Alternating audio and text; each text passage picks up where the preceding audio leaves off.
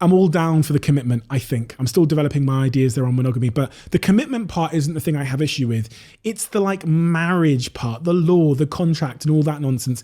I want to talk about monogamy too, because this is going to be controversial. But I'm also not completely convinced that we're meant to be monogamous. I'm not completely convinced that we're meant to have one partner. Like, I'm down for it because I understand the way that the world is wired at the moment.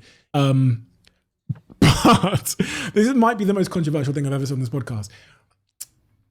But I think if we're all, I think if a huge amount of us are honest with ourselves, and this is based on the behavior we exhibit, we would probably sleep with someone else that was smoking hot. We don't, because we value the relationship, and we know that the relationship is worth more than a one night stand with someone else.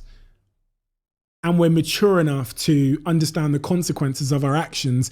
But I think if you were to anonymously poll people and say, listen, would you sleep with someone else that was hot if it had no material impact on your marriage? I think if we're being honest with ourselves, a lot of us would. But I think 99.9% of us wouldn't want our partner sleeping with someone else. And all of this speaks to the fact that I'm not sure as humans, as men, as women, we are innately meant to be monogamous. I think that society has played a huge role in that. I also think that over the coming decades, I think you'll see real shifts in this. Probably not with me, because I'm not going to get to the point where I'm down with someone I love sleeping with someone else, if I'm completely honest.